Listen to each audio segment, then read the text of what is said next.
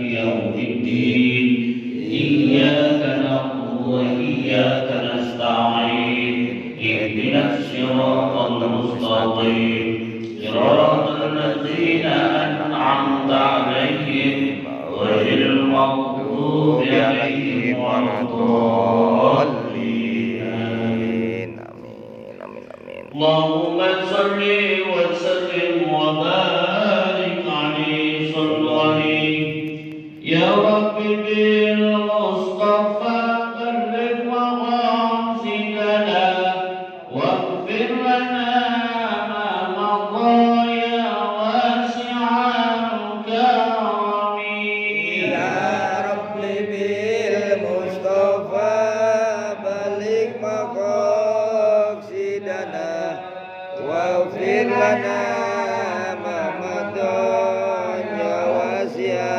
الكرم يا أكرم الخلق ماني من عرف به سواك عند الخلود الحادث العامم يا رب بالمصطفى بلغ مقاصدنا واغفر لنا ما مضى يا واسع الكرم ولا ينطق الرسول الله جاهك به إذا الكريم تزلى باسم المنتقم يا رب بالمصطفى بلغ مقاصدنا واغفر لنا ما مضى يا واسع الكرم فإن من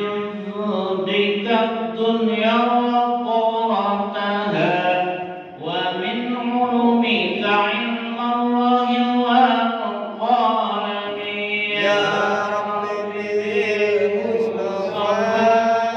بلغ مقاصدنا واغفر لنا ما مضى يا واسع الكرم اللهم صل وسلم وبارك عليه صلى عليه. Mari bersama-sama kita simak dan kita dengarkan kajian yang akan disampaikan oleh menteri kepada menteri kami, persilakan. أعوذ بالله من الشيطان الرجيم بسم الله الرحمن الرحيم إلى حضرة النبي المصطفى رسول الله صلى الله عليه وسلم وآله وأزواجه وذريته وأهل البيت وكل صحابة رسول الله أجمعين شهد الله له الفاتحة.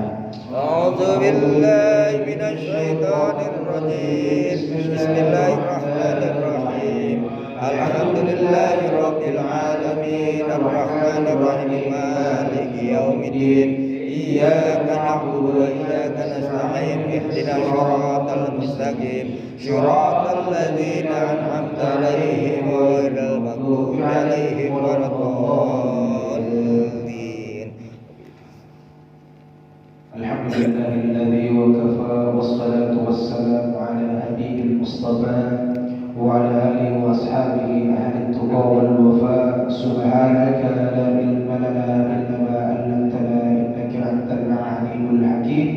رب اشرح لي صدري ويسر لي أمري واحلل عقدة من لساني يفقهوا قولي. أعوذ بالله من الشيطان الرجيم بسم الله الرحمن الرحيم. اللهم أخرجنا من الظلمات الوهم وأكرمنا بنور الفهم وافتح علينا بمعرفة العلم وسهل لنا أبواب فضلك. اللهم إني أعوذ بك من علم لا ينفع وعمل لا يرفع وقلب لا يغشى ودعاء لا يسمع والحمد لله رب العالمين. Yang saya hormati Ketua DKM Sholat Mafrur Bapak Ustaz Haji Yasin, yang saya hormati Ustaz Fahla, yang saya hormati Ustaz Suhaimi dan para jemaah sekalian yang tidak bisa saya sebut satu persatu, namun insya Allah tidak mengurangi rasa takzim dan rasa hormat saya. Tayyib. Alhamdulillah, puji syukur kita panjatkan kehadirat Allah Subhanahu wa taala karena pada hari ini Allah Subhanahu wa taala masih mengumpulkan kita di tempat yang tentunya mulia, di tempat yang dicintai, yaitu majelis ilmu. Telah kita laksanakan juga sholat maghrib secara berjamaah. Mudah-mudahan yang kita lakukan setelah sholat maghrib berjamaah dengan thalabul ilmi menjadi amal ibadah kita, bekal kita dunia wal akhirah. Amin ya rabbal alamin. Amin. Wa mujib qabul.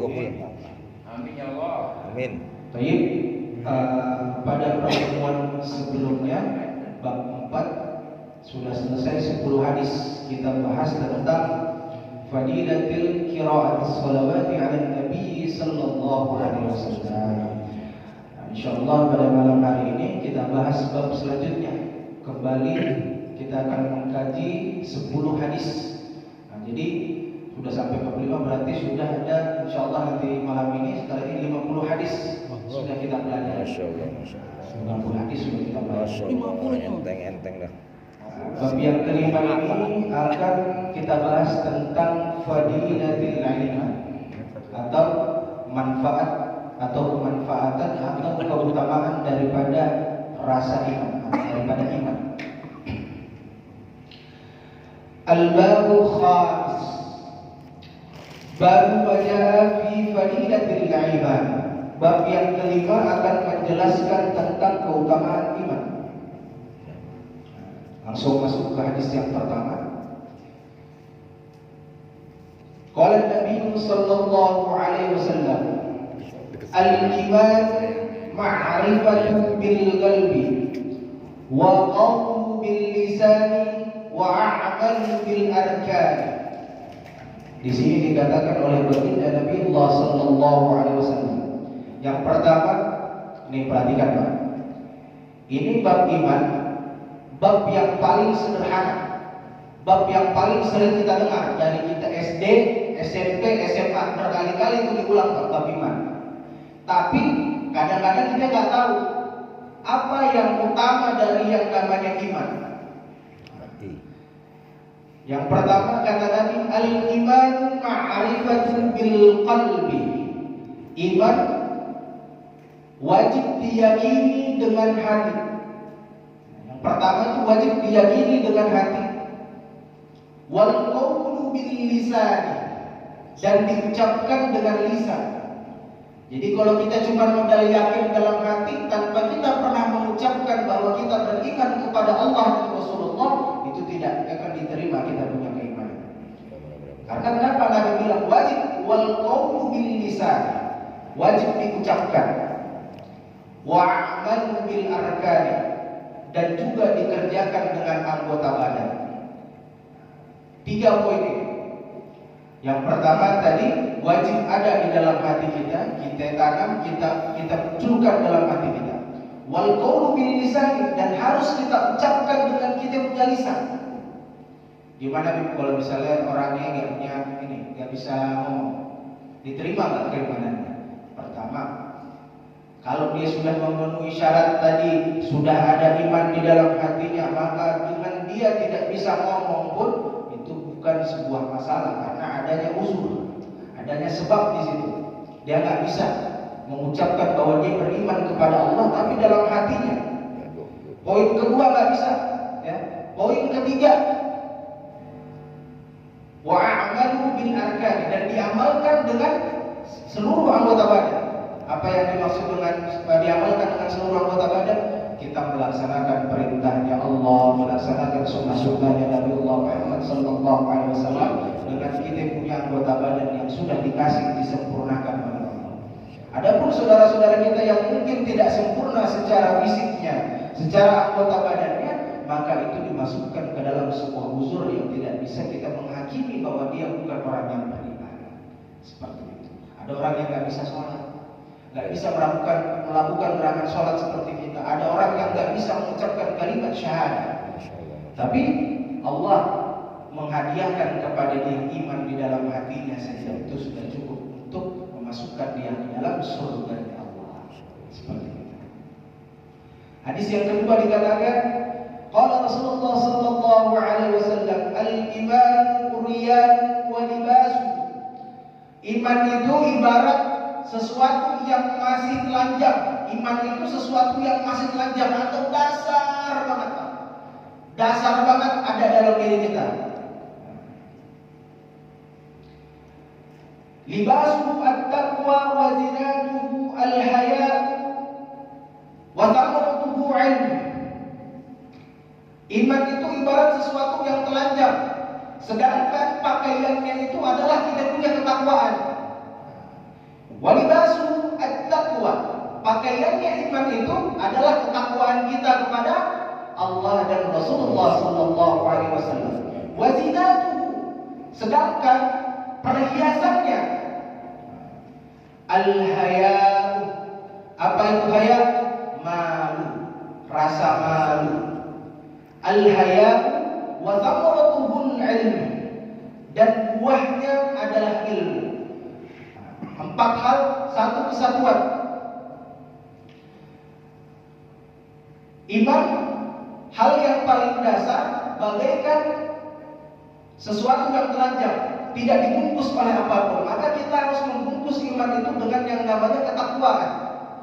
Libasuhu at-taqwa, pakaiannya iman itu adalah ketakwaan. Wazinatuhu, dan yang menghiasi daripada pakaiannya itu adalah kemaluan, rasa malu yang ada dalam diri kita. Ada orang yang beriman, dia sholat, dia zakat, dia puasa, dia haji, dia lakukan semua perintah yang ada dalam rukun Islam, dia melakukan semua perintah yang ada dalam rukun iman. Tapi apa? Kalau dia nggak bisa menjaga rasa malunya, maka niscaya hilang semuanya. Itu 4 hal yang berbeda, tapi 1 kesatuan, Pak. Wa thamaratuhul ilm, dan buahnya daripada ketiga hal atau 4 hal tadi adalah ilmu. Iman dibungkus dengan ketakwaan, kemudian dihiasi dengan rasa malu, dan buahnya itu adalah ilmu. Itu akan menjadi sempurna hidup kita sebagai hamba-Nya Allah, sebagai umatnya Rasulullah sallallahu alaihi wasallam. Kemudian hadis yang ketiga, la imani liman la amanata lahu.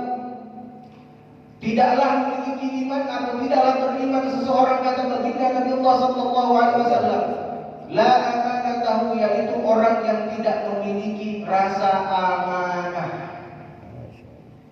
Kata Nabi, orang yang tidak amanah maka tidak ada iman dalam dirinya. Siapa?